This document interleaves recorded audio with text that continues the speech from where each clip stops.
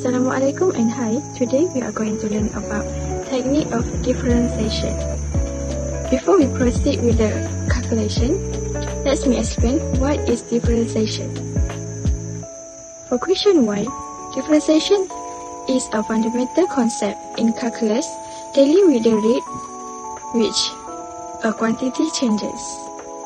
It is the process of finding the derivative of a function, which provide information about the slope of the function with any given point. Next, techniques of differentiation. The first one is the power rule. Number 2, the quotient rule.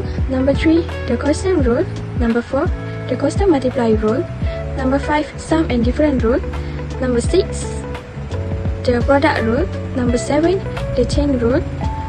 The second last is derivative of trigonometry function. The last one is derivative of exponent function. Thank you, Zati, for that clear overview of differentiation definitions and techniques.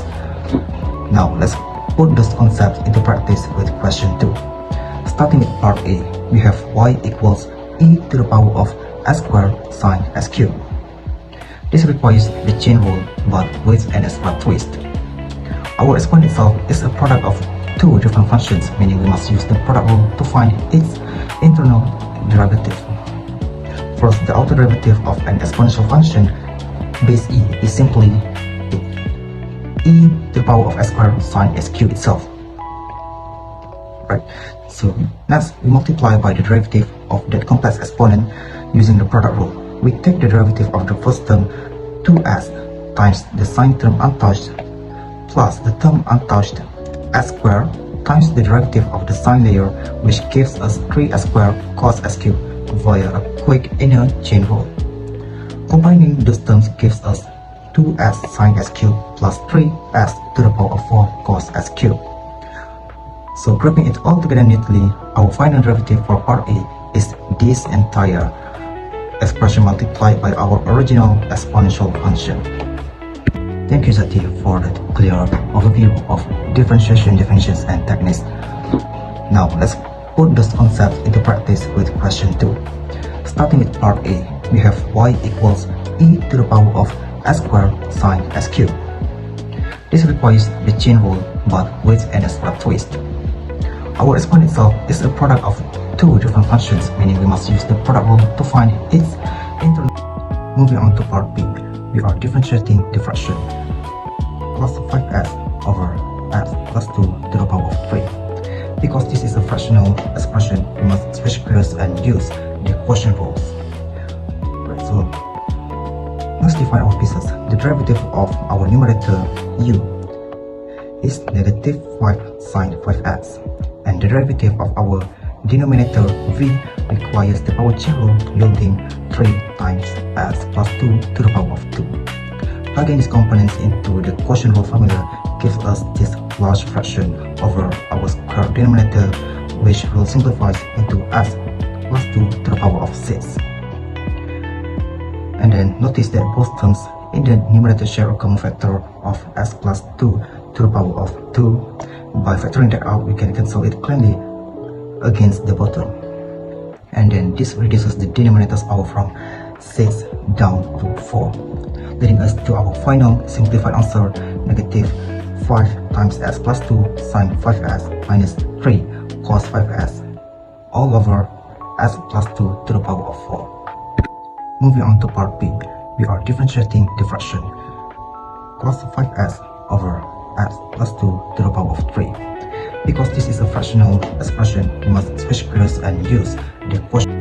Thank you to Irene to explain how to answer the question 2A and 2B. Now we move to the question 3.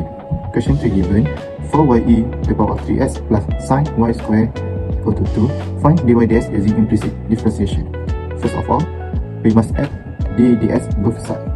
Next, we must take this first term and use a product rule, and the u we got 4y. For u prime we got 4 dy ds, for v we got e to the power of 3s, and the v prime we got 3e to the power of 3s.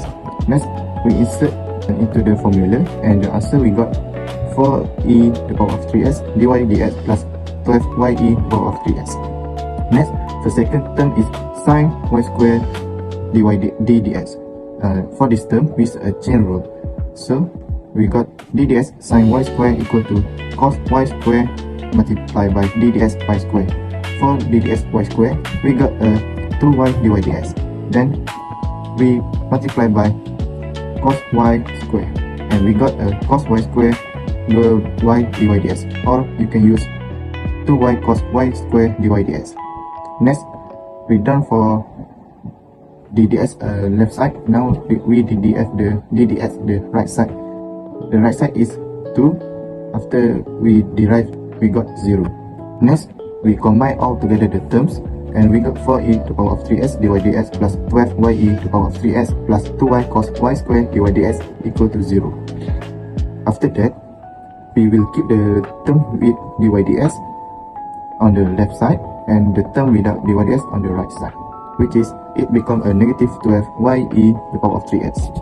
Next step is we factor the term with dy ds, and we got a dy ds open bracket 4e to the power of 3s plus 2y cos y square close bracket equal to negative 12ye to the power of 3s. Next, we take the terms in the bracket to the right side, and we got dy ds equal to negative 12ye to the power of 3s over 4e to the power of 3s plus 2y cos y square.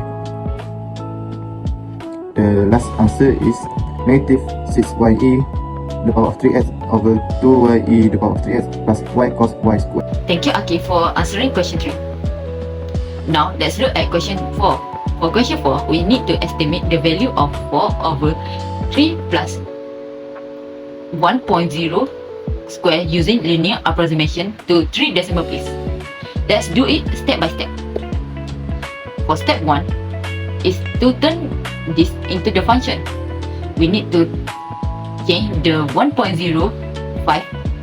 to 1 to x, which gives us fx is equal to 4 over 3 plus x squared. For step 2, we find the derivative using the quantum rule. After simplifying the math, our derivative is f prime x equal to negative 8x over 3 plus x square. For step 3, we choose an easy starting point close to 1.05. We will use x0 equal to 1. This means our change in x or delta x is exactly 0.05.